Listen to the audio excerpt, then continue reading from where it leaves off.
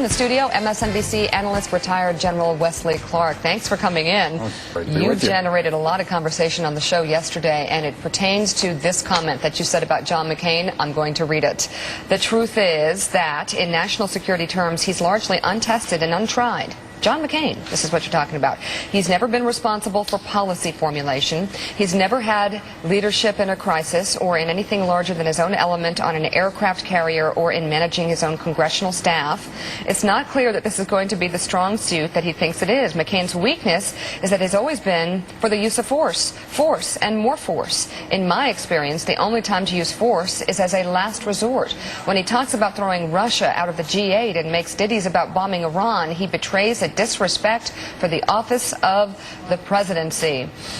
I hear what you're saying, but at the same time, don't you think it's kind of a dangerous thing to say about someone who was a war hero, POW, for several years? This is John McCain we're talking about.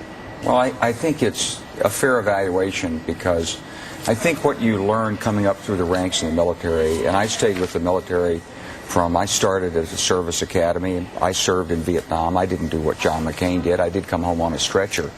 But as I went through the ranks, and I was a major and a lieutenant colonel and a colonel, and at every stage I learned something more and something different. And the Army always told us, they said, you know, remember, the thing that got you promoted to where you are is not the skill, the intuition or whatever that's going to get you promoted to the next rank.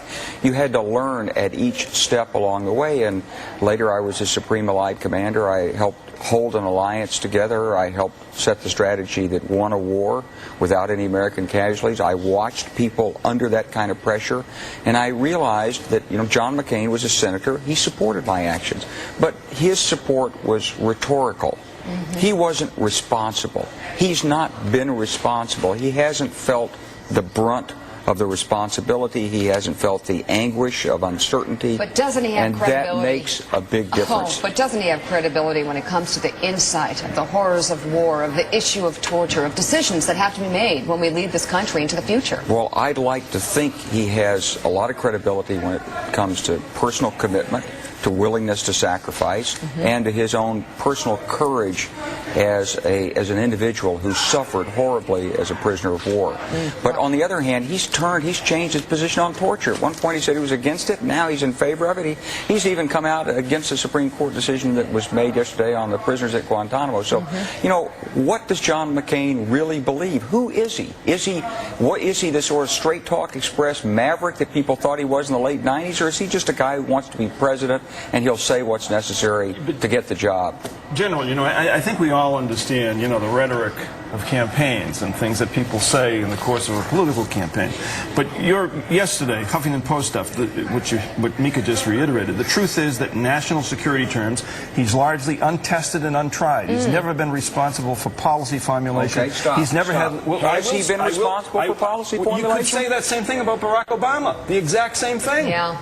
Barack Obama is not running on the basis of his national security experience. He's running on the basis of good judgment. He's running on the issue of the Iraq War. That's why it's important to set the record straight. John McCain served. He served honorably and well, and we all admire what he did as a prisoner of war. John McCain, in national security leadership terms for the office of the presidency, is largely untested and untried. He has not been there. Barack Obama doesn't claim that. Barack Obama has other strengths he brings. What's the biggest difference between John McCain's position on our role in Iraq right now and going forward over the next 2 years and Barack Obama's? Well, Barack Obama has a strategy for bringing us out of there and leaving us success. John McCain has a strategy for keeping us in there as long as he can. I think there's a big difference. Whoever's elected president, assuming it's Senator Obama, General Clarke, what would be the first piece of advice you would give the next president the first 90 days on how to confront and approach the situation in Iraq? Get a strategy for the region. But you've got to build a strategy. Strategy is not like some guy writing on a blackboard, E equals MC squared. You've got to talk to people. You've got to talk to the military. You've got to talk to the diplomats. You've got to talk to your allies. You need to consult with the United Nations and the leaders in the region. What is that strategy? How do we put together the right strategy? Would you reduce our troop level from? We just had Richard Engel on who said reducing the troop level could create some challenges if you do it over the next 12 months. You're a four-star general. How would you recommend in terms of the troop levels in Iraq? Well, I think it's a very important play to ensure that the Iraqis understand we're coming out. So I would start right away with a withdrawal, but I wouldn't publish a timeline, and I would leave that flexible. And that's part of the dialogue and the exchange. Maybe you have to accelerate it, maybe you decelerate it, maybe you tell the Iranians, you know, you guys need to let loose of Iraq. If we see you letting loose, then we'll come out sooner. General Wesley Stay in there, Clarke, we'll be there. sounding like a vice president. Is that possible? You know, I think it's entirely presumptuous. I'm in the business community. Harold and I were just talking about our investment banking efforts here. I gotta say, if I had 4 stars, I'd wear them on my Yes, you would. Well, Yes, you're wearing you an would. American flag, and it looks really good there. Thank you, General sir. Wesley Clarke, thank you very much.